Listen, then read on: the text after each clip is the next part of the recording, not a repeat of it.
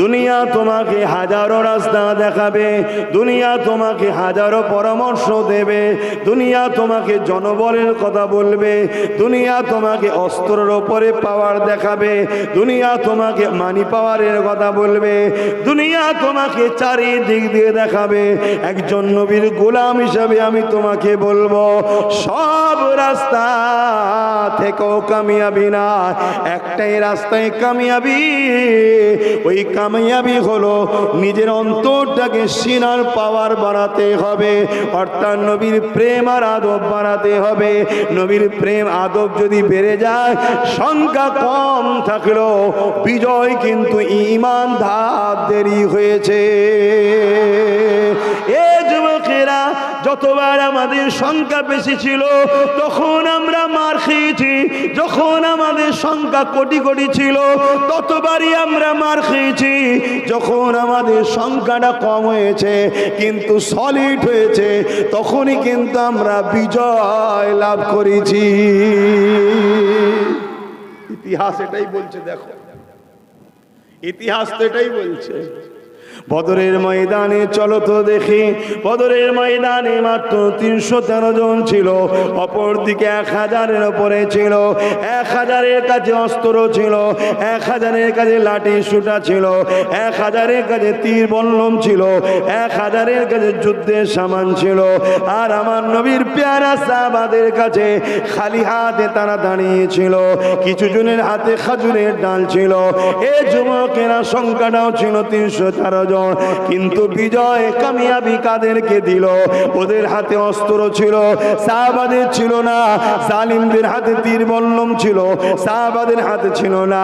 জালিমদের সংখ্যা 1000 ছিল, সাহাবাদের মাত্র 313 জন ছিল। জালিমদের উট ঘোড়া হাতি ছিল, সাহাবারা খালি পায়ে ছিল। এমন করে খালি পায়ে হেঁটেছিল। সব দিক দিয়ে অস্ত্র পাওয়ার, ম্যান পাওয়ার, মানি পাওয়ার, মাসুল পাওয়ার, সব পাওয়ার ছিল জালিম আবু জেহেলের দিকে। কিন্তু আমার নবী সাহাবাদের কাছে একটাই পাওয়ার ছিল, ওই পাওয়ারটার নাম হলো সিনার পাওয়ার, অর্থাৎ নবীর প্রেম ও আদব অগাধ ছিল। এই নবীর প্রেম ও আদবের বিনিময়ে আল্লাহর রহমত সিনায় থাকার জন্য আল্লাহ তাদেরকে বিজয় দিয়ে দিয়েছে। আরো জোরে বলুন সুবহান।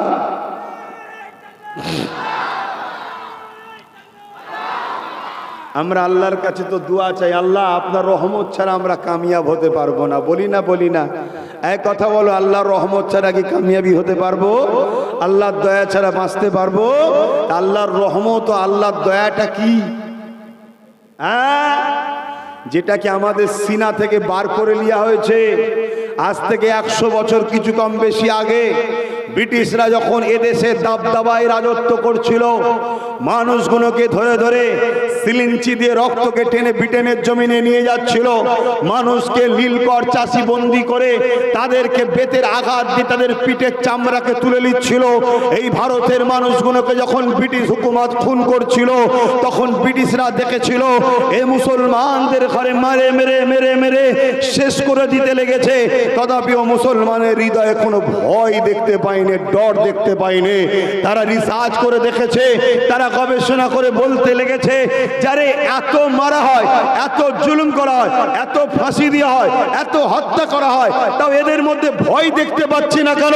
তারা এই সময়তে কিছু মুনাফিক দালাল উলামাদেরকে খরিদ করে তারা বলতে লাগলো, শোনো, এদের দিল থেকে যখন মোহাম্মদ রসুলের মোহাব্বত যতদিন না বার করতে পারবে, দুনিয়ার কোনো শক্তি এদেরকে ভয় দেখাতে পারবে না। জোরে বলুন সুবহানাল্লাহ, আরো জোরে বলুন সুবহানাল্লাহ। তখন ব্রিটিশরা তারা ষড়যন্ত্র করে সব ওই মুনাফিক উলামাদের দ্বারা আমাদের অন্তর থেকে নবীর প্রেম আদবকে কেড়ে নিয়েছে। এটা 100 বছর ধরে পরিকল্পনা হয়ে আসছে। কথা মাথায় ঢুকছে না? ঢোকে না। আজকে সেই দুর্বল হয়ে গেছে আমরা। কোন দেশে যদি পারমাণবিক শক্তি থাকে আর কোন দেশে পারমাণবিক শক্তি না থাকে, কোন দেশটা বেশি শক্তি ভাই? কথা বলুন। তা পারমাণবিক শক্তি দেশকে যদি ভয় করে, তো পারমাণবিক শক্তি বেশি ভয়, বেশি শক্তিশালী না আমার আল্লাহর নামটা বেশি শক্তিশালী? তাহলে যার দিলে আল্লাহর ভয় থাকবে পুরো কায়নাতের জালিম তাকে ভয় করবে। জোরে বলুন সুবহানাল্লাহ। আমাদের দিলে আল্লাহর ভয় আছে? তুলে লিয়া হয়েছে, বড় প্ল্যান মাফিক বার করে লিয়া হয়েছে। তাই আজকে আমরা লাঞ্ছিত হচ্ছি, অপমানিত হচ্ছি, পদদলিত হচ্ছি, বেউজ্জতি হচ্ছি। এই সব কিছু থেকে বাঁচার রাস্তা হলো আল্লাহর রহমতের উপরে ভরসা করো।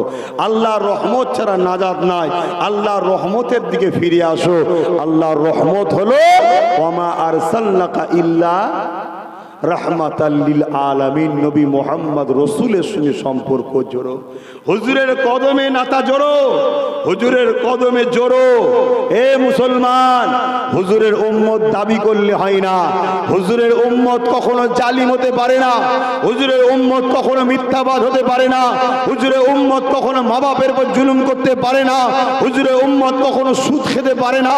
হুজুরের উম্মত কখনো এমন করে বেঈমান, অত্যাচারী, জালিম শাসক দালালি করতে পারে না। হুজুরের উম্মত দাবি করলে শুধু হয় না, হুজুরের লাইফ স্টাইলে নিজেকে চালাতে হবে। তবেই তো তুমি হাকিকাতে আশেকে রসুল। আর আশেকে রসুলকে যখন মারতে যাবে আল্লাহর পক্ষ থেকে সাহায্য আসবে। জোরে বলুন সুবহানাল্লাহ। ইতিহাসের পাতা বলছে চিঙ্গিস খান বলে একটা জালিম রাজা ছিল। চিঙ্গিস খান, এই যে আজকে আমাদের দেশের মাথায় এই যে জালিম রাজা বসেছে, এই একা নয়, এর থেকে বড় বড় জালিম রাজা যুগে যুগে এসেছে। কথা শুনছেন? একটা জালিম রাজার নাম হলো চিঙ্গিস খান। ইসলামকে মিটিয়ে দিতে চেয়েছিল। এদেরও লক্ষ্য কিন্তু ইসলামকে মিটাবার। এদের লক্ষ্য কি? ইসলামকে মিটাবার। কিন্তু আমি আপনাকে চ্যালেঞ্জের সাথে বলতে পারি, ইসলাম মিটাতে পারেনে, পারবে না। জোরে বলুন সুবহানাল্লাহ। হ্যাঁ, এটা আমি বলতে পারি, আমাদের কর্মের ফলে, আমাদের কর্মের দোষে হয়তো কোটি কোটি মুসলমান মারা যাবে এই জালিমদের হাতে। শুনছেন তো নাকি? কেন এটা আমাদের দোষ? কারণ আমাদের সেই সিনার পাওয়ারটা এদেরই চালা মুনাফিক বক্তারা বার করে নিয়েছে। কি? নবীর শানে বিয়াদবি করা, একটাই নবীর গুস্তাগি করা, নবীকে পিয়ার না দেওয়া, নবীর সঙ্গে আমাদেরকে না জুড়া, এই সকলরা বার করে নিয়েছে। তো ভাইয়েরা আমার, চিঙ্গিস খান সে বাগদাদের উপরে হামলা করেছিল। বাগদাদের মাদ্রাসাগুলোকে সব আগুন ধরিয়ে দিয়েছিল। বাগদাদের লাইব্রেরিতে আগুন ধরিয়েছিল। কিতাবগুলোকে পুড়িয়ে দিয়েছিল। 1 লক্ষের উপরে উলামাকে হত্যা করেছিল। 1 কোটির উপরে মুসলমানকে কতল করেছিল। চিঙ্গিস খান একটা আতঙ্কের নাম, জালিমের নাম। ওই চিঙ্গিস খান একদিন রাতে একটা মাদ্রাসায় হামলা করে 300 আলেমকে বন্দী করেছে। কত বড় মাদ্রাসা বুঝতে পারছেন? ওই 300 আলেমকে 3টে কাতারে 100 করে দাঁড় করিয়েছে। জাল্লাদকে বলতে লেগেছে একটা একটা করে গর্দান উড়াও। প্রথম কাতারে যখন গর্দান উড়াতে লেগেছে, আলেমদেরকে কাটছে। শুনে রেখে দাও, পৃথিবীর ইতিহাসে সব বেটা জুলুম করেছে। যত বড় বড় সন্ত্রাসী, খুনি, একটা আলহামদুলিল্লাহ মোস্তফার গোলাম নেই। জোরে বলুন সুবহানাল্লাহ, আরো জোরে বলুন সুবহানাল্লাহ। কিন্তু দুঃখের বিষয়, আমরা দুর্বল হয়ে গেছি। যেমন মোবাইল বেকার হয়ে যাবে যদি ব্যাটারি চার্জ না থাকে, যেমন দুটো হাত দুটো পা থাকার পরও বেকার হয়ে যাবে যদি জানটা বেরিয়ে যায়। অতএব আমাদের মেন সম্পদ হলো এই দিলে মোহাম্মদ রসুলের প্রেম ও আদব রাখা, হুজুরের সুন্নতে জীবন গড়া। হুজুর হলো আমাদের লিডার, হুজুর হলো আমাদের নেতা, হুজুর হলো আমাদের শাহিশাহ, হুজুর হলো আমাদের বাদশাহ। হুজুর ছাড়া দ্বিতীয় কাউকে চিনি না, বুঝি না, মানি না। এই আকীদা যদি আমরা করতে পারি, বিশ্বাস করুন, বিশ্বাস করুন, ওই যে প্যালেস্তাইন দেখছেন, ও প্যালেস্তাইন খুব শিগগিরই বিজয় হবে। আপনি ভাববেন পুরো ভেঙে শেষ করে দিয়েছে, ওটা তোমরা দেখছো ভেঙে শেষ করেছে।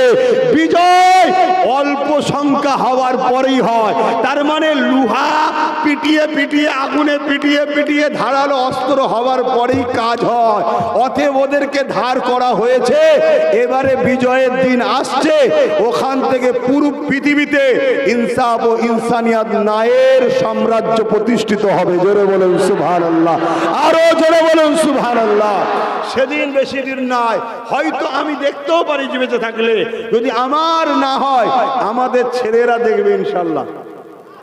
কথা মাথায় ঢুকছে? সেদিন বেশি দিন নয়। তো মনে রাখবেন, আমার নবী পাক সাল্লাল্লাহু আলাইহি ওয়াসাল্লামকে মডেল বানাও, হুজুরকে ধরো, হুজুরকে পেয়ার করো। আজ হুজুরকে আমাদের দিল থেকে বার করে নিয়েছে।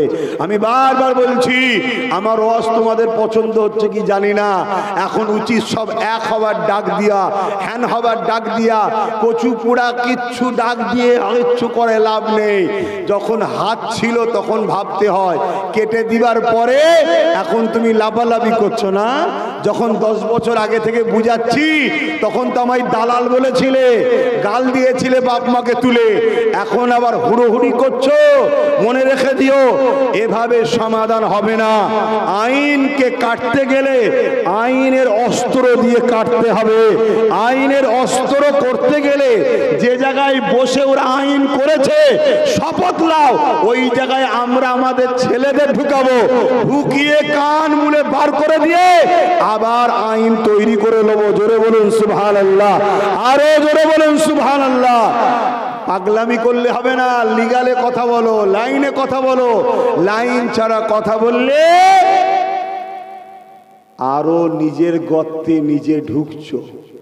দেখলেন একটা বাসে পতাকা বাঁধা ছিল, আমার হিন্দু ভাইদের পছন্দ, তাদের ধর্ম, তাদের বিশ্বাস, তাদের ধর্মের লোকেরা টাঙিয়েছে। আমরা মুসলমান, আমাদের গাড়িতে আমরা আমাদের ছবি টবি রাখি না, কিন্তু আমি রাখি না।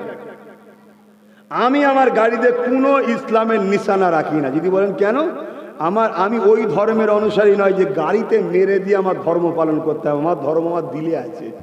গাড়িতে নিশানা মারছ মক্কা মদিনা শরীফে, ওই গাড়িতে বসে গান শুনছে, ওই গাড়িতে বসে আর কি ফাজলামি করছে, ওই গাড়িতে বসে হই হই করছে, এটা কি আদব না বিয়াদবি? এজন্যে বাপ, এবারে আমার অনেক সময় ভাড়ার গাড়িতে ঘুরতে হয়, সেটা আলাদা কথা, ভাড়ার গাড়িতে থাকতে পারে। আমার একটা ছোটোখাটো যাক ভাঙা চূড়া আছে, নিজে টুকটাক ঘুরি, জলসায় নিয়ে যায়নি, লোক ডাক্কর দিবার ভয়ে। লোক সব মহব্বতে ধুলো মাখে, গাড়ি থেকে ধুলো নিয়ে মাখছে। ও ধুলো মাখছে মহব্বতে, আমার ভেতরে করকর করছে, দাগ হয়ে যাচ্ছে রে। কথা বুঝে আসছে না কেন? কষ্ট করে কিনা তোরে বাবা, কারো পা চেটে পাইনি তো, যে পা চেটেছি দিয়ে দিয়েছে আলাদা কথা। তো পানি তো বাড়ছে গো, কি হবে? ঝিরঝির ঝিরঝির করে তো হয়েই যাচ্ছে, তো ভিজে গেলে অর্ধেক। তাহলে আরো একবার তাকবীর, নারে তাকবীর, আরে মোহাব্বতের সঙ্গে নারে দেবে। কোরআন ও সুন্নাহ, কোরআন ও সুন্নাহ, দ্বীন ইসলাম, দ্বীন ইসলাম।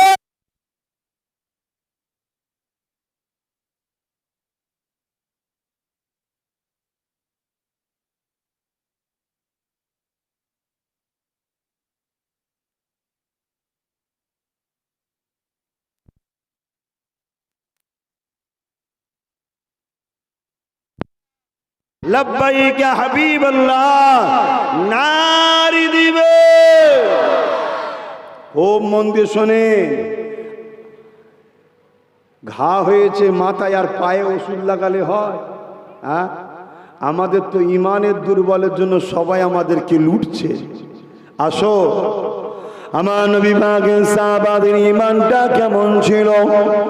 আল্লাহ নবী যখন বদরের ময়দানেতে 313 জন সাহাবাদেরকে নিয়ে যেতে লেগেছে, 313 জন দেখতে লেগেছে, 1000-এর উপরে মক্কা জালিমদের সংখ্যা রয়েছে, ও তাদের হাতে অস্ত্র তীর বল্লম রয়েছে। সাহাবা হুজুর একবারও কেউ বলে না ইয়া রাসূলুল্লাহ হাবিবাল্লাহ, ওদের হাতে তীর বল্লম রয়েছে, ইয়া রাসূলুল্লাহ হাবিবাল্লাহ, ওদের মোকাবিলা আমরা খালি হাতে কি করে করব? একবারও কেউ বলে না। কেন? সাহাবারা জানে ওদের হাতে সব থাকতে পারে, ওদের দিকে সব থাকতে পারে। আল্লাহু সাইয়্যুন কাদির, আল্লাহ হলেন সর্বশক্তিমান।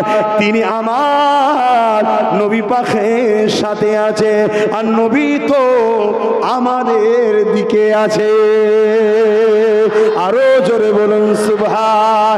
এ যুবকেরা, তরুণেরা বাপেরা, আমার নবী পাকের প্রেমিকেরা, চেঙ্গিস খান একটার পর একটা উলামাকে কতল করার হুকুম দিল।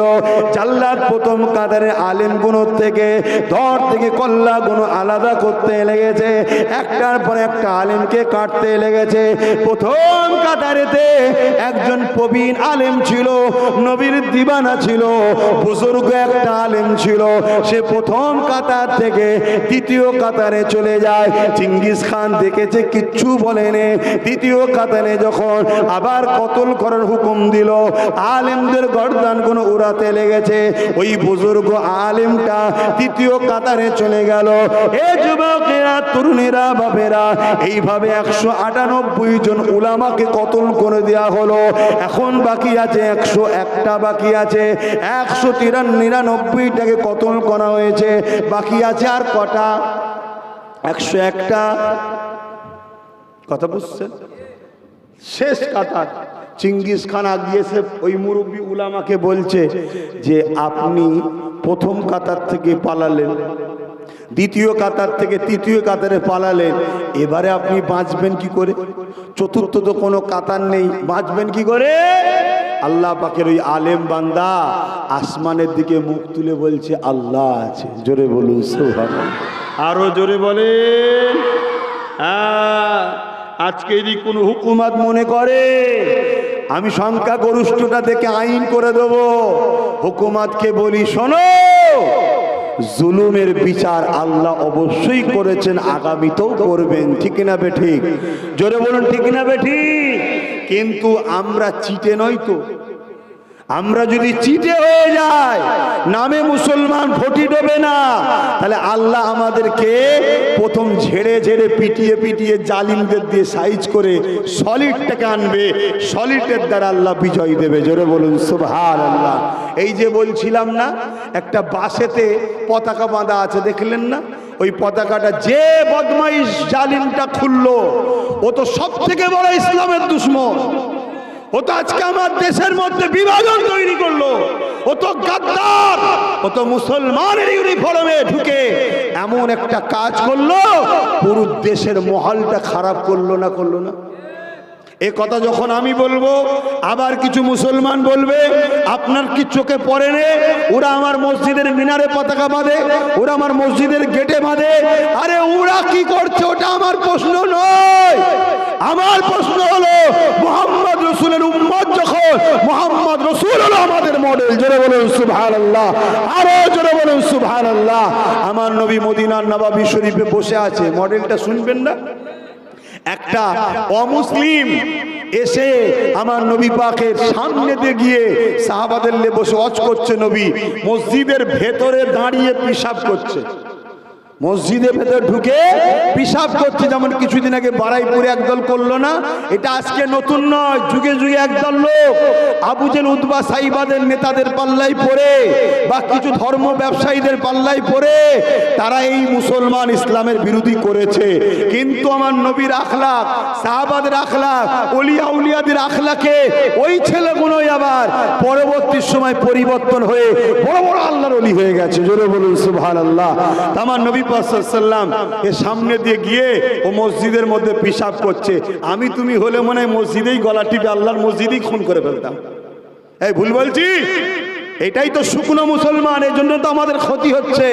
আমরা তো নবীর আদর্শ ছেড়ে দিয়েছি, আমরা সব গুন্ডাদের আদর্শ নিচ্ছি। গুন্ডা চরিত্রহীনরা আমাদের মডেল হয়েছে, এখন আমাদের প্রতীক হয়েছে এখন সব চার ডাকাত চরিত্রহীন খুনিরা। এজন্যই তো আমাদের দুর্দশা এটা।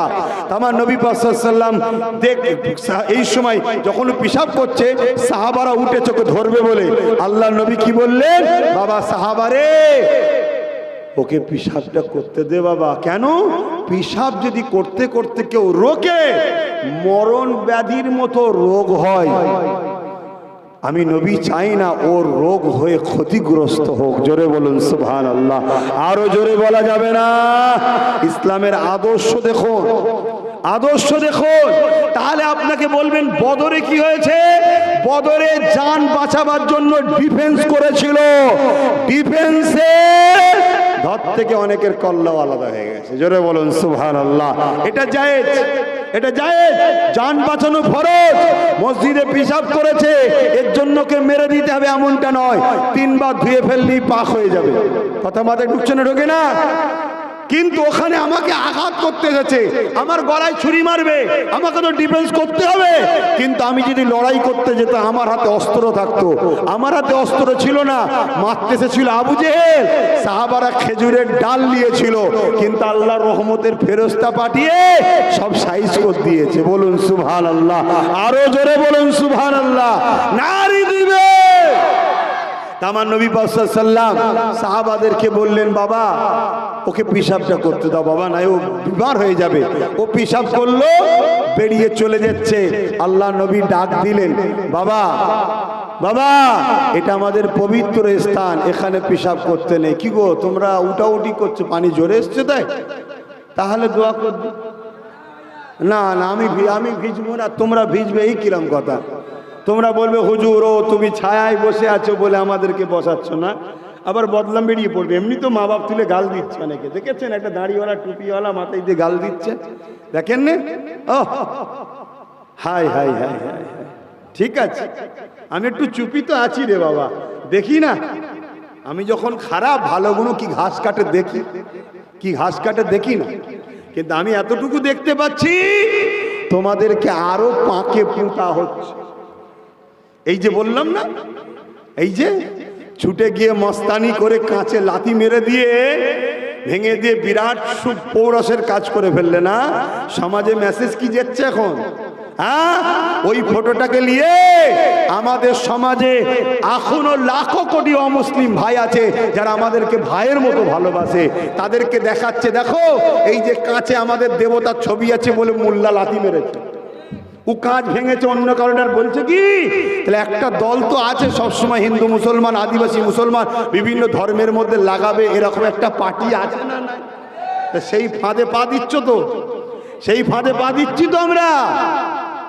তাহলে কি আন্দোলন বন্ধ করতে বলছি? না, আন্দোলন তো করতেই হবে, ইমানি দায়িত্ব। কিন্তু আন্দোলন যারা আমাদের সংবিধানের বিরোধী করেছে সেই তাদের বিরুদ্ধে হোক, যারা আমাদের অকাপকে ঝেড়ে খাচ্ছে তাদের বিরুদ্ধে হোক। আমাদের আন্দোলন কোনো নিরীহ কোনো ধর্মের মানুষের বিরুদ্ধে যেন না হয়। কি গো কথা ভুল বলছি? আল্লাহ নবী কি বললেন? আল্লাহ নবী বললেন ওই মানুষটা পেশাব করে চলে যাচ্ছে, আল্লাহ নবী তাকে ডাক দিয়ে বললেন, বাবা এটা আমাদের পবিত্র জায়গা, এখানে আমরা নামাজ পড়ি, বাবা তোমার এখানে পেশাব করতে নাই। সে বলছে কি জানো, তোমার পবিত্রতা আমি কি করব? তাহলে আরো রাগ বাড়বে না কমবে ভাই? কিন্তু রসুল পাক সাল্লাল্লাহু আলাইহি ওয়াসাল্লাম সাহাবাদেরকে বলছে, তোমরা যদি মুহাম্মদ রসুলকে মানো একে কিছু বলবে না। আল্লাহ নবী তাকে ছেড়ে দিলেন। আল্লাহ নবী সাহাবাদের বললেন, যা পাত্র করে পানি নিয়ে আসো। পানি নিয়ে এলেন, নবী পাক ওই পানিটা মেরে দিলেন। এভাবে মসজিদ পরিষ্কার হয়ে গেল। ও নুকিয়ে নুকিয়ে দেখছে, মসজিদের বাইরে গিয়ে নুকিয়ে নুকিয়ে দেখছে। আমার নবী পাক সাল্লাল্লাহু আলাইহি সাল্লামের এই আদর্শ, এই কথা দেখে ও তৎক্ষণাৎ আবার ফিরে এসে বলছে, হুজুর আমার ভুল হয়েছে, আপনি আমাকে আপনার ছায়াতলে থাকার জায়গা দেন। জোরে বলুন সুবহানাল্লাহ, আরো জোরে বলুন সুবহানাল্লাহ। খুব ভালো করে বোঝেন, হ্যাঁ আমার দেশের সংবিধানে আছে কেউ যদি তোমাকে মারতে আসে জান বাঁচাবার জন্য তুমি ডিফেন্স করতে পারো। আর আমার ইসলামও আমাকে বলেছে তুমি কাউকে মেরো না, কেউ যদি তোমায় জানে মারতে আসে তুমি ডিফেন্সের জন্য তার মোকাবেলা করতে পারো। এটা জান বাঁচানো ফরজ। জান বাঁচানো কি ফরজ? এটা বদরে হয়েছিল। কিন্তু আমার নবী কোনোদিন কারোর উপরে জুলুম করা শিখাইনি। বাপেরা, নজওয়ান তরুণেরা, আমার নবী পাকের আদর্শ আখলাক চরিত্রটা আমাদের জন্য মডেল বানাতে হবে। লাকাদ কানা লাকুম ফি রাসূলিল্লাহি উসওয়াতুন হাসানা। এ দুনিয়ার মানুষেরা, আমি আল্লাহ তোমাদের জন্য আমার হাবিবকে মডেল করে পাঠিয়ে দিয়েছি। তোমরা নামাজ পড়বে আমার নবীকে দেখো, রোজা রাখবে আমার নবীকে দেখো, হজ করবে আমার নবীকে দেখো, সংসার করবে আমার নবীকে দেখো, পড়াশোনা করবে আমার নবীর থেকে থেকে শেখো, কন্যার বিয়ে দেবে আমার নবীর থেকে শেখো, বাচ্চা ব্যবসায়ী করবে আমার নবীর থেকে শেখো। এ দুনিয়ার মানুষেরা তোমাদের জন্য নবীর মতো উত্তম মডেল পৃথিবীতে কেউ নেই। এ মানুষ্য জাতিরা তোমাদের জন্য সৃষ্টিকর্তা আমি আল্লাহ পাঠিয়ে দিয়েছি মুহাম্মদ রসুলকে। তোমরা রাষ্ট্র চালাবে আমার নবীকে দেখো, তোমরা রাজনীতি করবে আমার নবীকে দেখো। তাই নবী পাক যখন মদিনার জমিনে গেলে, মদিনার রাষ্ট্র কায়েম করলে, মদিনার রাষ্ট্র কায়েম করার পরে আল্লাহ নবী খ্রিস্টানদের ঘরে ডাকলে, ইহুদি ঘরে ডাকলে, অগ্নি উপাসকদের ডাকলে, মূর্তি পূজারীদের ডাকলে। আমার নবী পাকও রয়েছে। মদিনার সনদ তৈরি হলো। কি সনদ তৈরি হলো? ধর্মের ব্যাপারে আমরা মদিনার মানুষ কেউ বাড়াবাড়ি করব না, ধর্মের ব্যাপারে কেউ কারোর উপর জুলুম করব না। আমরা মদিনাকে সর্বদিক দিয়ে নিরাপদে রাখবো, মদিনার সার্বভৌমত্বকে নিরাপদে রাখবো। মন দিয়ে শুনবে এ যুবকেরা, তরুণীরা, বাপেরা, এ আমার নবী পাক সাল্লাল্লাহু আলাইহি ওয়াসাল্লাম 10টা বছর মদিনা শাসন করেছিল। এই 10টা বছরে সর্বধর্মের মানুষকে যে নিরাপত্তা দিয়েছে সে তার ধর্মগুরুর হাত থেকে ওই নিরাপত্তা পায়নি। সর্বধর্মের মানুষকে যে ভালোবাসা দিয়েছে সে তার নিজের ধর্মের মানুষের কাছে ওই ভালোবাসা পায়নি। আল্লাহ নবী সর্বধর্মের মানুষকে এক সমান নজরে দেখেছে, সে তার নিজের ধর্মের মানুষের কাছে সমান নজর পায়নি। এই জন্যে মদিনার সর্বদলের মানুষেরা দলে দলে দলে দলে এসে আমার নবীকে জানিয়ে দিল, এ মুহাম্মদ রাসূলুল্লাহ আপনাকে নবী বলে আপনার কদমের তলায় থাকতে চায়। আপনার আখলাক, আপনার চরিত্র, আপনার ব্যবহার, আপনার ন্যায়পরায়ণতা, আপনার সত্যবাদী, আপনার ইনসাফ, আপনার ইনসানিয়াত এত ভালো, আপনাকে থেকে দূরে থাকতে পারি না। তাই আপনাকে আমরা রসুল বলে, লিডার বলে মেনে নিলাম। এ যুবকেরা, তরুণীরা, বাপেরা, এই খবর যখন দুনিয়ায় চলে যায়, এই প্রতিটা ধর্ম ব্যবসায়ী থেকে শুরু করে জালিম অত্যাচারী শাসকরা আমার নবী পাককে রুকার জন্য আরো জুলুম বাড়িয়ে দিল। যেমন আজকের দিনেতে আমরা আমার দেশে দেখতে পাচ্ছি নিজের ধর্মের মানুষকে নিজেরাই জুলুম করতে লেগেছে, নিজের ধর্মের বেটিতে করে নিজেরাই নিচজাত বলে রেপ করতে লেগেছে, নিজের ধর্মের মানুষকে নিজেরাই খুন করতে লেগেছে, নিজের ধর্মের মানুষকে নিজেরাই অত্যাচার করতে লেগেছে। এ যুবকেরা, তরুণীরা, বাপেরা, মারপিট করার সময় সবাই এক, মারপিট মিটে যাবার পরে আমার ঘরে তুই ঢুকবি না, কাই তুই নিচু জাত আমি উঁচু জাত, তুই ছোট লোক আমি ভিআইপি লোক, নানা রকম ভাবে বেটে দিচ্ছে। এই বাটা বিভাজনকে ভেঙে চুরমার করে দিয়ে মানুষ মানুষের পাশে দাঁড়াবে এই আদর্শ ইসলাম দিয়েছে। বলুন সুবহান। তাহলে ইসলামের ওপরে রাগ আসার কারণটা বুঝতে পারছেন তো নাকি? ইসলাম দাসত্ব প্রথার বিরুদ্ধে, ইসলাম গোলামি প্রথার বিরুদ্ধে, ইসলাম জুলুমের বিরুদ্ধে, ইসলাম রেপিস্টদের বিরুদ্ধে, ইসলাম সন্ত্রাসদের বিরুদ্ধে, ইসলাম খুনিদের বিরুদ্ধে, ইসলাম দোষদ্রোহীদের বিরুদ্ধে, ইসলাম যারা নারীদের উপরে জুলুম করে তাদের বিরুদ্ধে, যারা এতিমদের মাল ছেড়ে জুলুম করে অত্যাচার করে ইসলাম তাদের বিরুদ্ধে। তাই ইসলামকে কখনো ফিরাউন মেনে নিতে পারেনি, নমরুদ মেনে নিতে পারেনি, সাদ্দাত মেনে নিতে পারেনি, হিটলার মেনে নিতে পারেনি, বুশ মেনে নিতে পারেনি, চিঙ্গিস খান মানতে পারেনি, হযরত আকবর মানতে পারেনি। আজকেও পৃথিবী জুড়ে কিছু জালিম চরিত্রহীন শাসক হয়েছে, তারা ইসলামকে মেনে নিতে পারছে না। তাই ইসলামের মাদ্রাসাগুলো ভেঙে দাও, ইসলামের মসজিদগুলো বন্ধ করো, আজান বন্ধ করো, মুসলমানদেরকে তার দ্বীনের কাছ থেকে সরাও। এর জন্য তারা প্রাণ চেষ্টা করছে, কিন্তু এটা নতুন তো নয়, এর আগেও ছিল। কিন্তু দুঃখ এক জায়গায়, সেদিন ইসলামকে যারা ভালোবাসতো তারা এখান থেকে ভালোবাসতো। আর আমার ঘরের ছেলে ইসলামের দাবিদার চাঁদ রাত্রিরে ফাংশন দিচ্ছে, আমার ঘরের ছেলে ইসলামের দাবিদার ঈদ উপলক্ষ করে ফাংশন দিচ্ছে, গান দিচ্ছে, মেলা দিচ্ছে।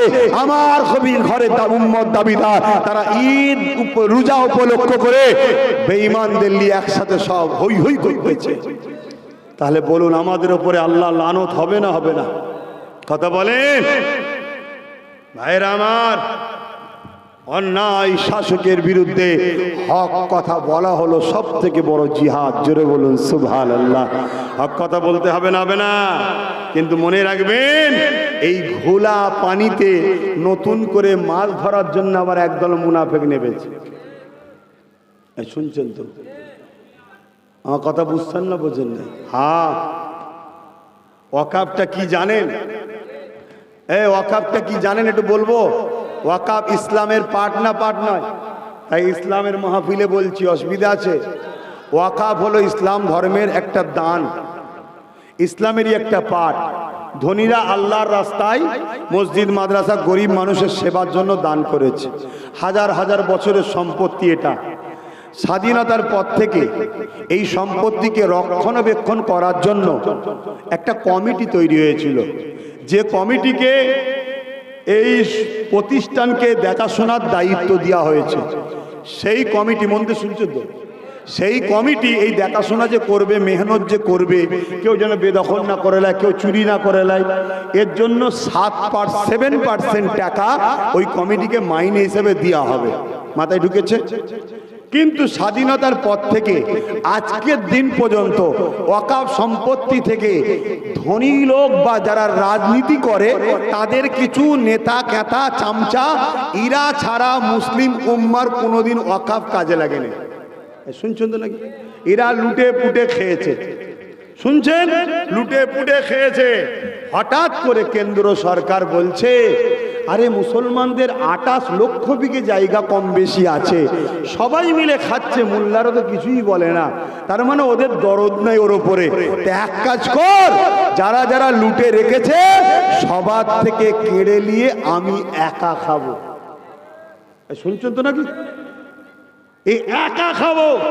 তাহলে বলুন, খাচ্ছিল একজন, তার থেকে কেড়ে নিয়ে আর একজন খাচ্ছে। নিরীহ গরিব মানুষ তো কোনোদিনই পায়নি।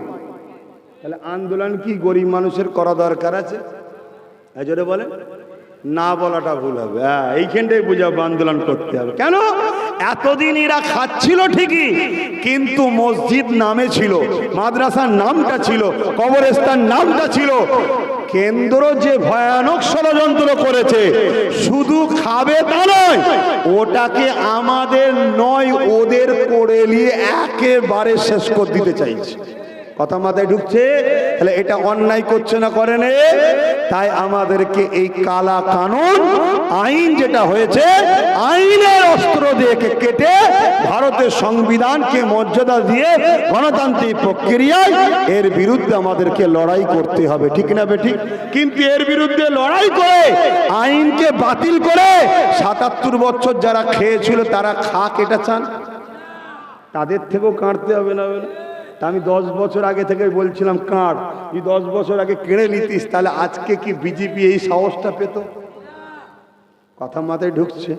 তাহলে এর থেকেও কাটতে হবে, এর কালা কানুনকে বন্ধ করতে হবে এবং এদের থেকেও কাঁড়া দরকার, ঠিক না বেঠিক? আজকে আন্দোলন হচ্ছে, আমার প্রত্যেকটা আন্দোলনকে আমার সাপোর্ট। আহলে সুন্নাত ওয়াল জামাতের ছেলেদেরকেও বলেছি যেতে, কিন্তু ওই আন্দোলনকে আমি সাপোর্ট করি না যে আন্দোলনের নামে বাংলায় মূলত সম্প্রীতিটাকে ধ্বংস করে বকলমে কেন্দ্র সরকারকেই ভোটে বাড়ানোর প্ল্যান চলছে। শুনছেন না? শুনে মানে হিংসা করে। দ্বিতীয় ওই আন্দোলনকে সাপোর্ট করি না যে আন্দোলনে কেন্দ্রের কালা কানুনটাকে বাতিল করার জন্য যেমন হচ্ছে, মূলত রাজ্যে যারা করে খাচ্ছে তাদেরকে সাথে করে নিয়ে হচ্ছে। শুনছেন? অসুবিধা হচ্ছে, অসুবিধা হচ্ছে। মুনাফিকের খাতায় নাম যদি থাকে তাহলে তো অসুবিধে হবে। হ্যাঁ, আপনাকে জিজ্ঞেস করছি, আন্দোলনের দরকার আছে না নাই? হাত তুলে বলুন, আছে না নাই? কিন্তু আন্দোলনটা কিভাবে করবেন? হ্যাঁ, কেন কিভাবে করবেন বলুন? আচ্ছা বলুন তো। অনেকে বলছে আরে কেন পারবো না? কৃষকরা যদি তাদের বিলকে বাতিল করাতে পারে, আমরা কেন পারবো না? কথাটা ঠিক না? একদম 100% শিওর কথা, আমি একমত।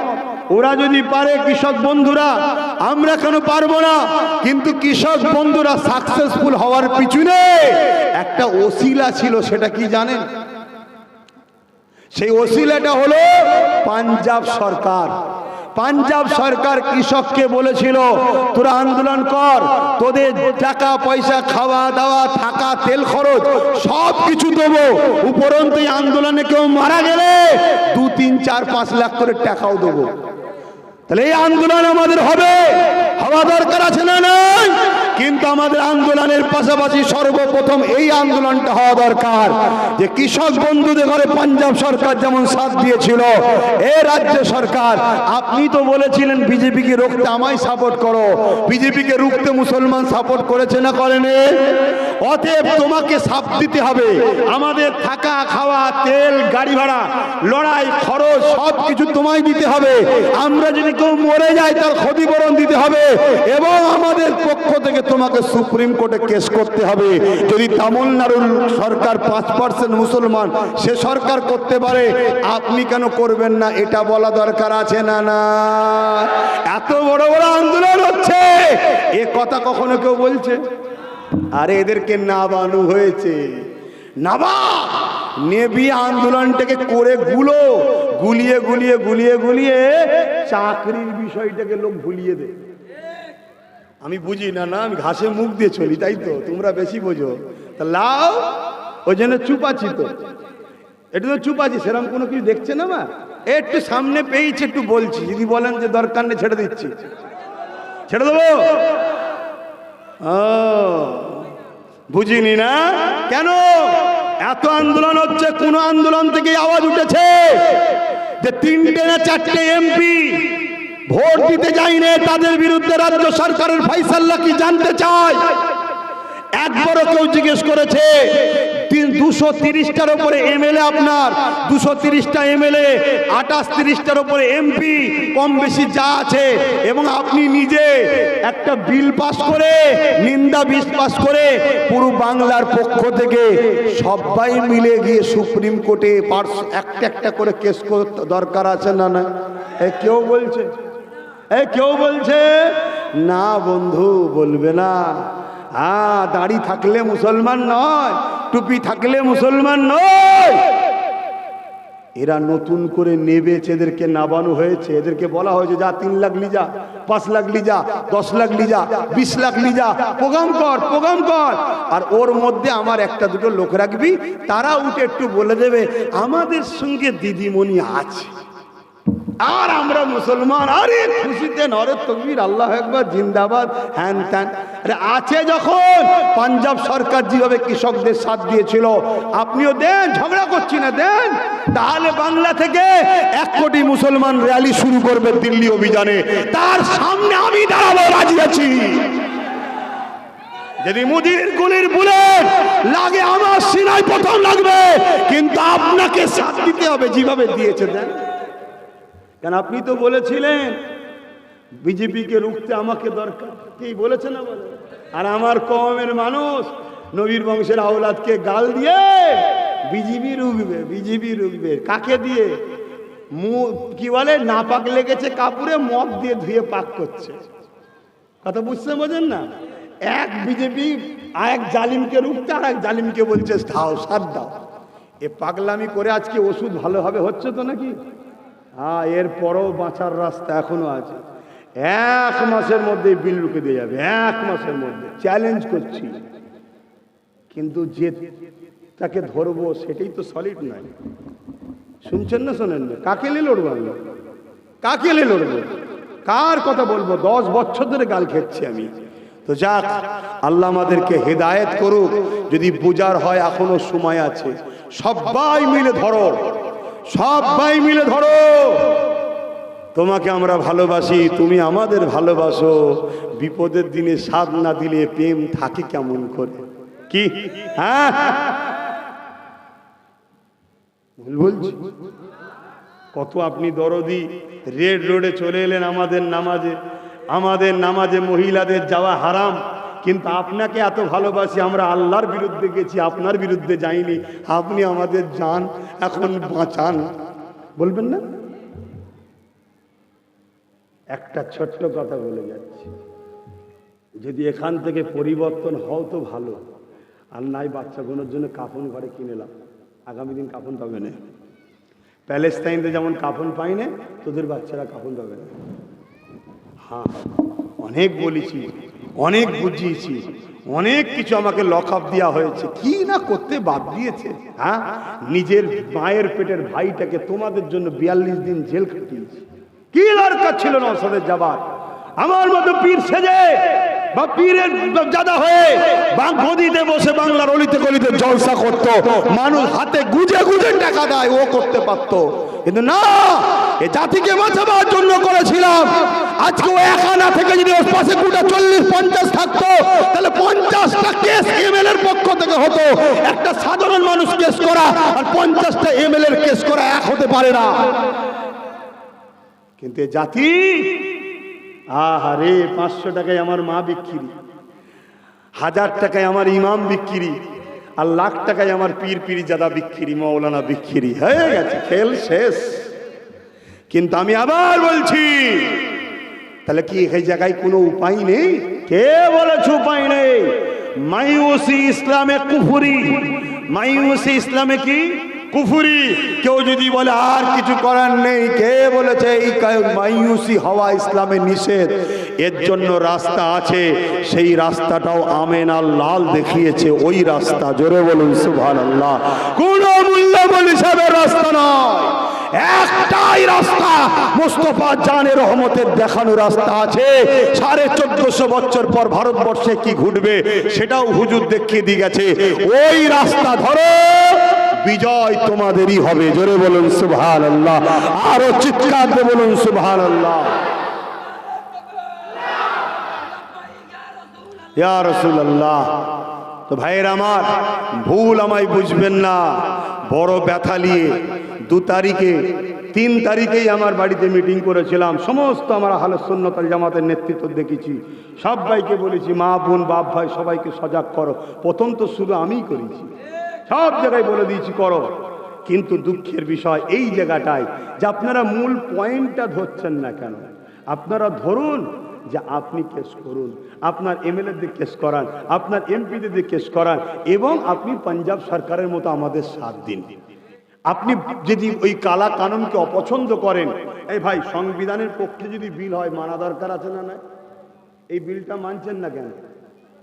বিরুদ্ধে, তাহলে রাজ্য সরকারকে তো জিজ্ঞেস করা দরকার এটা সংবিধানের পক্ষে না বিরুদ্ধে। যদি বলে পক্ষে, তাহলে বিরোধী করাটা ঠিক হবে না, কেন সংবিধানের বিরোধী করা উচিত নয়। আর যদি বলে বিরুদ্ধে, তো বিরুদ্ধে যখন, তাহলে আপনি সংবিধানকে বাঁচাবার স্বার্থে হলেও করছেন না কেন? আপনি নাই মোল্লাদেরকে শুধুমাত্র মহব্বত করেন শুধু লিবার জন্যে, তা বাকি সংবিধানকে বাঁচাবার জন্য তো করা দরকার। বলো, আমরা সবাই মিলে লড়াই করা আর রাজ্যের যে সরকারি মাথায় বসে আছে তার লড়াই করা এক না আলাদা? তার লড়াইয়ের পাওয়ার বেশি না কম? তা সে আমাদের বিপদে সাথ দেবে? গো বন্ধুরা, দেবে না? আল্লাহ আমাকে আমাদেরকে হিদায়েত করেন। এই পর্যন্তই বললাম। অনেক ব্যথা বেদনা যন্ত্রণা নিয়ে বুক বুঝাই করে ঘুরে বেরিয়েছি। আল্লাহকে বলেছি, আল্লাহ তোমার দিনের জন্য কমের মানুষকে বুঝাবার জন্য গাল খেতে হয়েছে, আল্লাহ বেউজ্জতি হতে হয়েছে, আমার নিরীহ ভাইটাকে জেল খাটতে হয়েছে, নানা রকম লকআপ পেতে হয়েছে। হে আল্লাহ, এ বিচার তোমার কাছে দিলাম, ফাইসাল্লাহ তুমি করো। এ যুবকেরা, তরুণেরা, বাপেরা, তাই বলে দিয়ে যায় এখনো সময় আছে। যদি মোমেন চিনতে না পারো, ঠকতে হবে। দাড়ির পিছনে অনেক রকম ষড়যন্ত্র আছে, টুপির পিছনে অনেক রকম ষড়যন্ত্র আছে, মুসলমানদের মাথাতে অনেক মুনাফিকরা বসে আছে। এই জায়গা যদি চিনতে না পারি, তাহলে কোনোদিন কামিয়াবি হতে পারবে না। অনেক সময়তে হিকমত করতে হয়। এ যুবকের, আল্লাহ নবী 1450-1500 বছর আগে থেকে নবী আমার সাহাবাদিওকে বলেছে, একটা দিন এরকম হবে, একটা দিন এরকম হবে, আমার উম্মতরা প্রচুর মার খাবে। সাহাবারা বলল, ইয়া রাসূলুল্লাহ, হাবিবাল্লাহ, কেন মার খাবে? উম্মতের সংখ্যা কি কম হবে? আল্লাহ নবী বললেন, না, সংখ্যা কম হবে না, তাহলে মার খাবে কেন? আল্লাহ নবী বলেছেন, সাহাবারে, তারা আমি রাসূল আমার আল্লাহকে ভয় করা ছেড়ে দিয়ে তারা দুনিয়ার তাগুতি শক্তি, দুনিয়ার জালিম শাসক শক্তি, তাদেরকে ভয় করবে, তাদের মোকাবেলা করা থেকে পিছিয়ে পিছিয়ে পালাবে। এই জন্যে তারা মার খাবে। দ্বিতীয় নম্বর হলো তারা লুবি হয়ে যাবে, এই লোভের জন্য মার খাবে। আজকে এই দুটোই কিন্তু আমরা ফাঁদে পা দিয়েছি, এই দুটো ফাঁদে আমাদেরকে ফেলা হয়েছে। কারা ফেলেছে? তথাকথিত মুসলমান দাবিদার যারা আমাদের মাথার উপরে রয়েছে, তারা অলিতে গলিতে পাড়ায় পাড়ায় বুঝিয়েছে, এ বুঝে বুঝে কাজ করো, না হয় জালিম চলে আসবে। জালিমের ভয় দেখিয়েছে, জালিমের সঙ্গে মোকাবেলা করা শিখায়নি, জালিমের সঙ্গে প্রতিহত করা শিখায়নি। কিন্তু আমি বলতে যেটা চাইছি, যেভাবে আন্দোলন হচ্ছে, এই আন্দোলন কোন একটা জায়গায় যেন আমার দিলকে গাওয়া দিচ্ছে, ওরে আব্বাস বল, জনগণকে বল, এই আন্দোলন প্ল্যান মাফিক আগামী দিন রাষ্ট্রপতি শাসন আনতে চায়। আর বলছে মানুষকে জানা, এই আন্দোলনের নামে মূলত রাষ্ট্রপতি শাসনকে আনার একটা প্ল্যান চলছে। কেন? রাষ্ট্রপতি শাসন না আনতে পারলে হনুমান বাংলায় ঢুকতে পারবে না। শুনছেন তো নাকি? এই জন্যে রাষ্ট্রপতি শাসন নিয়েছে, সব কিছু নিজেদের হাতে, তুই যেখানেই টিপিস যাবে হনুমান। বুঝতে পারছেন না? আন্দোলন করতে হবে না? হবে না? আমি আন্দোলনের বিরুদ্ধে বলছি না, আন্দোলনের সিস্টেমে আন্দোলন করতে হবে। কেন? কেন আমার হিন্দু ভাইয়েরা আমাদের সাথে নাই? কেন আমার আদিবাসীরা আমাদের সাথে নাই? কেন দলিতরা আমাদের সাথে নাই? এই আন্দোলন কি শুধু মুসলমানদের? মুসলমানদের নয়, ওয়াকফটা গেছে, ঠিক আছে মুসলমানদের। সংবিধান বিরোধী আইন হলো, তো সংবিধানটা কি সবার নয়? তারা নেই কেন আমাদের সাথে? কিছু মাথায় ঢুকছে আমার কথা? না, ঢুকবে না। তোমার সামনে 500 নোট দেখালেই আব্বাস সিদ্দিকী তখন গাদ্দার হয়ে যাবে। কি বলছিস? ভুল বলছি নাকি? থাক বাবা, তোরা তোদের মুরগি যেদিক দিয়ে পারিস কেটে খেয়ে যা, বলে লাভ নেই। এখন দোয়া করতে হবে, সালাম পর্ব দোয়া করতে। আল্লাহ ধরন দিয়েছে, দোয়াটা কমসে কম করে লি। কথা বুঝে আসছে না? অনেক অনেক তকবীর দিয়া আল্লাহ আল্লাহ করে করে আল্লাহ দেহ জলসা করিয়ে নিচ্ছে। কথা বুঝে আসছে না? দেখছেন না, আবার একবার চলে গেল। না, অনেক বলেছি বাপ, 10 বছর বলেছি, তোরা এখনো শুধরাসনি, আর কবে শুধরাবি? হে নবী সালাম।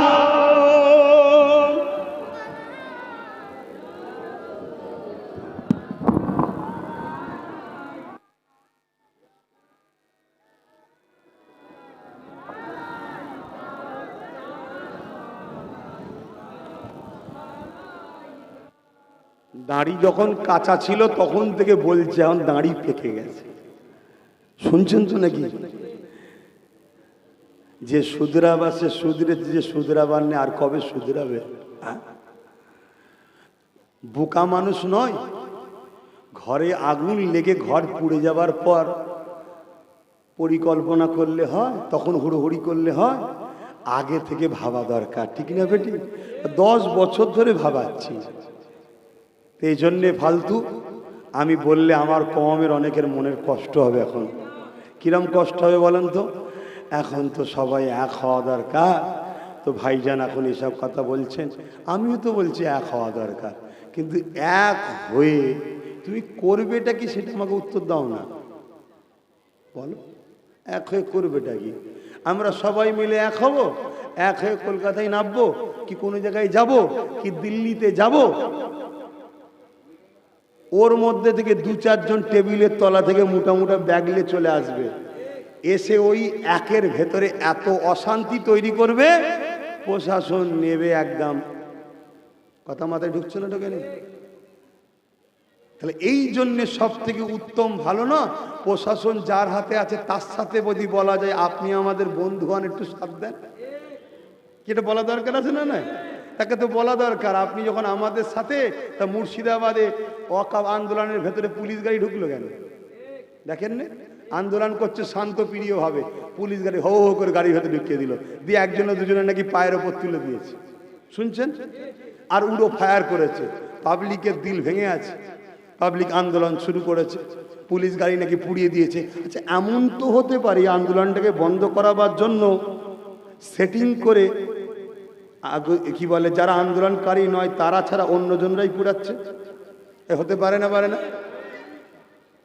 এজন্য আমি বলি বাপ, লোহা কাটতে গেলে লোহা লাগে। একজন শাসক যখন অন্যায় করে যে তার প্রতিবাদ আর একটা শাসক হলেই করা যায়। এজন্য বলেছিলাম পাওয়ার তৈরি করো, চেয়ারের পায়া করো। আজকে যদি রাজ্য সরকারকেই 3টে দিতাম, একটা যদি আমাদের হাতে থাকতো তাহলে তো বলা যেত এই নাববি না পা খুলবো, বলা যেত না, যেত না। কিন্তু না, একদম কলজে ভর্তি করে দিয়েছে, ল্যান ল্যান ল্যান ল্যান, কোনো খবরই নেই। মুরগি যা কোনো ধান্দাতে আছে আমাদের নেই। তাহলে আমি বললে তো বাবা আবার খারাপ হয়ে যায়, এজন্য থাক। এ নবী সালাম,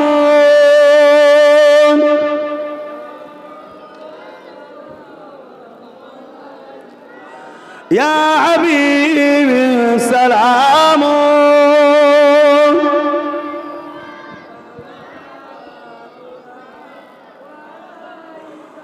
কঠিন হাসরের দিনে কি আছে মোদের কপালে, গুনাহগার উম্মাহ আতো আপনার লইবেন সঙ্গে মাহশরে। নবী সালাম,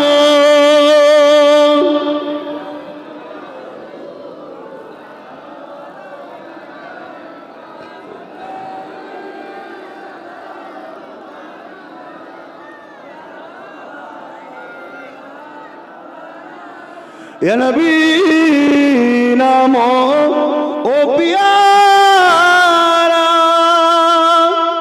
ইয়া রাসূল নাম পিয়ারা, আরশ বরে হক নে পুকারা, সচ पैगंबर हमारा। या नबी सलाम, या रसूल, या हबीब सलाम।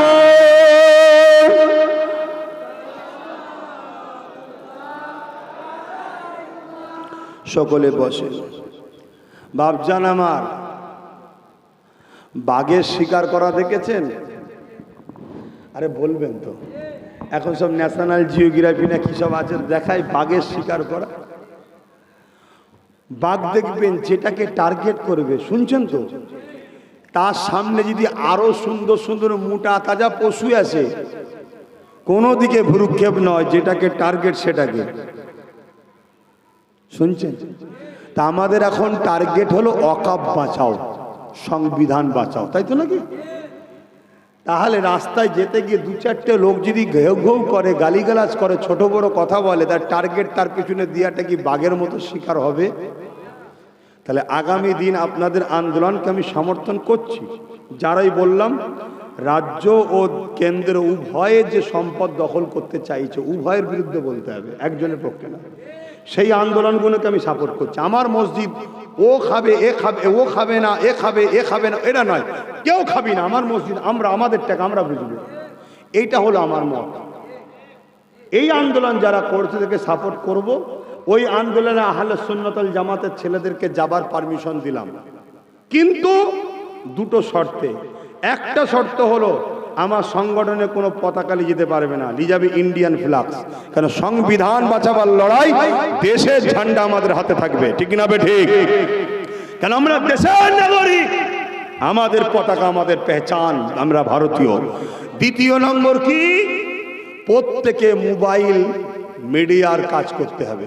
কেউ বিশৃঙ্খলা করছে তার সাথে তর্ক নয়, তার বিশৃঙ্খলার পুরো ফটোটা তোলো। সে যদি আমাদের সাথে মিলেও যায় তারও ফটো তোলো, আর পরবর্তীতে তার বিরুদ্ধে তোমরাই কেস করো, তবে আমাদের ভাইচারাটা ঠিক থাকবে। তাহলে আমার হিন্দু ভাইদের ঘরে কেউ যদি কানে বিষ দিতে যায় আমাদের বিরুদ্ধে, বলবে না দুজন বদমাইশি করেছে বলে আমার পুরো ভাইয়েরা তো খারাপ নাই, তারাই তো কেস করেছে। কিন্তু আমার ভুল বোঝানো হচ্ছে নাকি? এই আন্দোলন অনেক দিনকারের, অনেক দিন চলবে। এখন হুড়োহুড়ি করে নেবিয়ে দিয়ে দু চার এক সপ্তাহ পরে না ঠান্ডা হয়ে যায়। কথা বুঝে আসছে? তাহলে এই জায়গায় আমাদের সবাইকে আগাতে হবে, মুসলিম ধর্ম, হিন্দু ধর্ম, সমস্ত মানুষ। আরে আরে মুসলমানদের মধ্যে দু চারটে খারাপ বলে কি সবাই খারাপ নাকি? আমার হিন্দু ভাইদের মধ্যে দু চারটে যদি উল্টো পাল্টা মসজিদ মাদ্রাসালে কাজ করে, তার জন্য আমার হিন্দু ভাইরা কি আমাদের থেকে দূরে সরে গেছে? খারাপ নাকি? তা তাদেরকে ভালোবেসে আনতে হবে না? তাদেরকে তো বুঝাতে হবে ম্যাটারটা কি। আপনাদের দেওবর্তী সম্পত্তি, আমাদের অকাপ সম্পত্তি।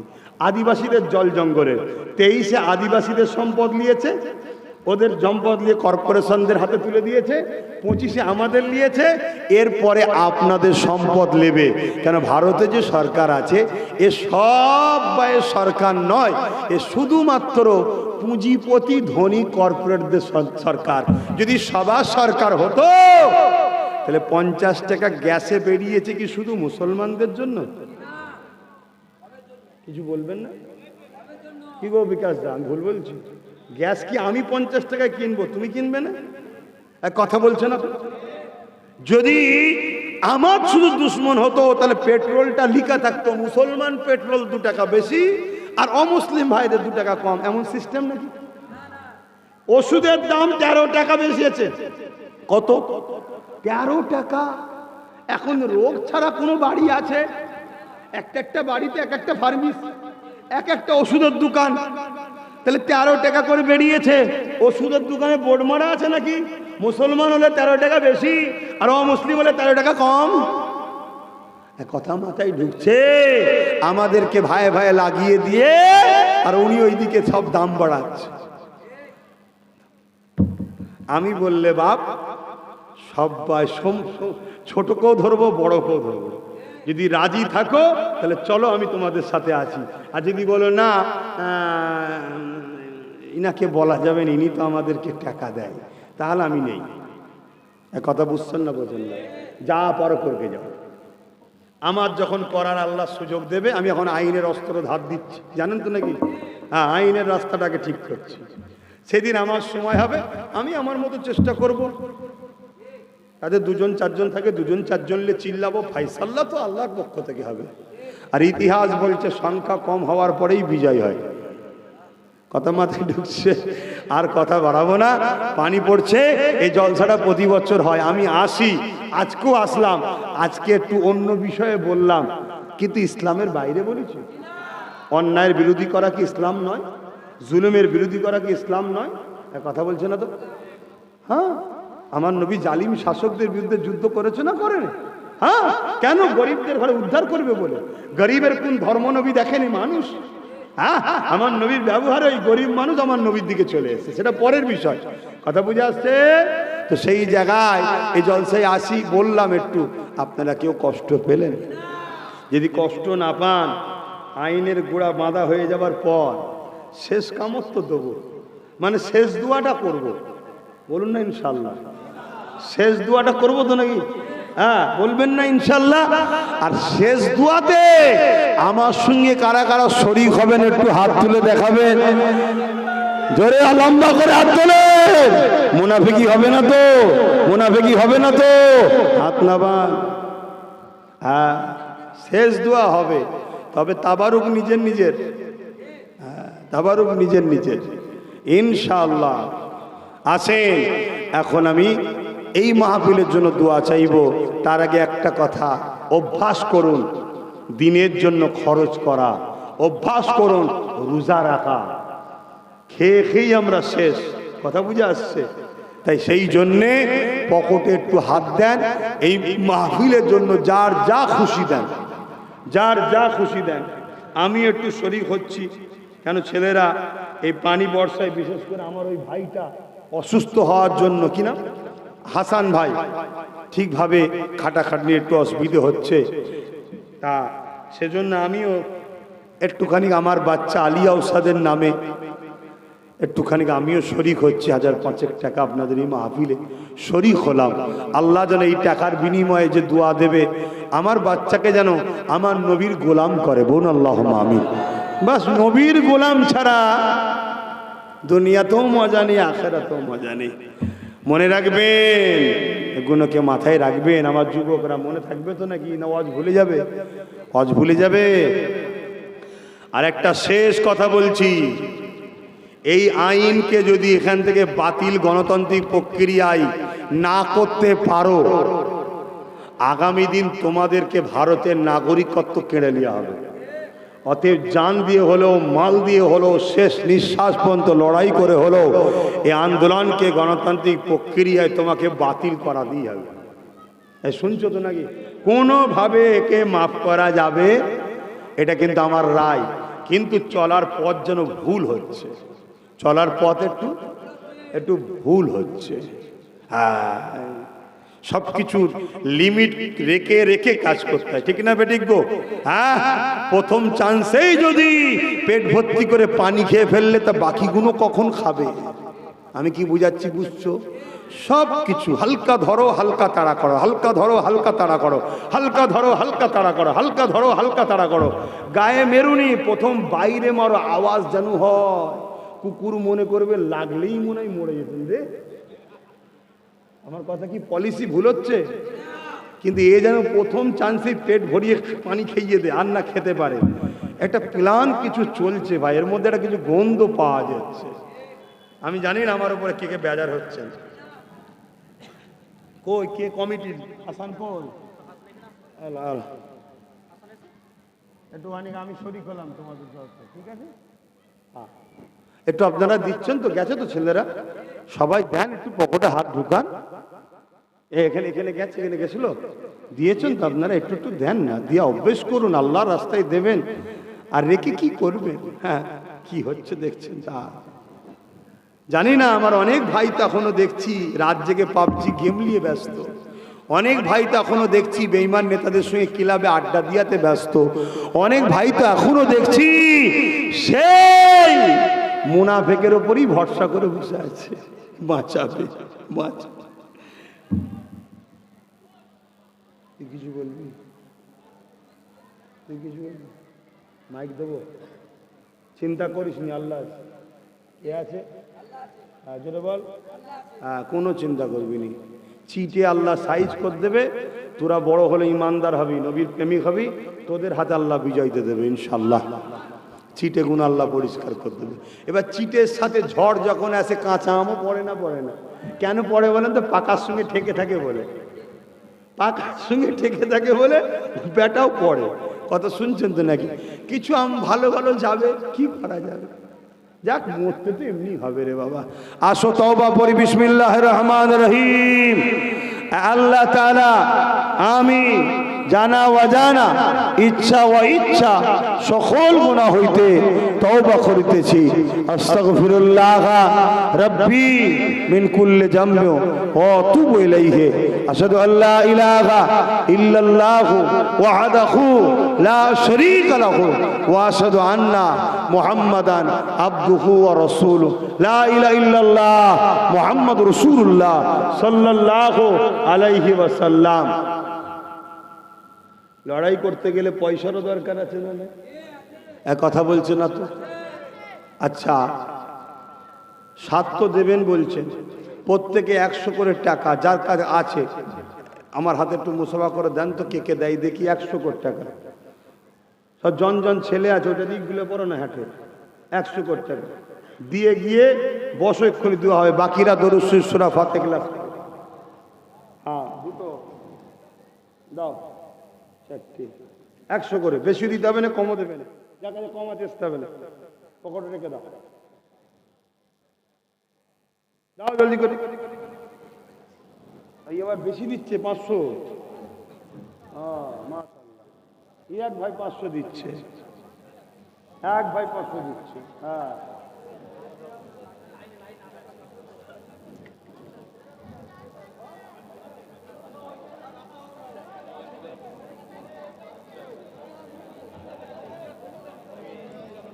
হ্যাঁ, জলদি করে বুঝো, জলদি করে বুঝো কত হয়েছে দেখো, জলদি করে বুঝো। 2-5 হাত লাগাও, 2-5 হাত লাগাও। এই বড় বড় ছেলেরা আসতে পারে না, বাচ্চারা পারবে না, বড়দেরকে দাও। সকলে তাবারুক আছে নাকি? হ্যাঁ? সকলে বিসমিল্লাহ শরীফের সঙ্গে দরুদ শরীফ সূরা ফাতিহা ইখলাস শরীফ পড়ো। যারা বসে আছেন পড়েন, আর আপনারা দিয়ে গিয়ে পড়েন। খেলাধুলো করেন না, আস্তে আস্তে আসেন, খেলাধুলো করেন না, আস্তে আস্তে আসেন।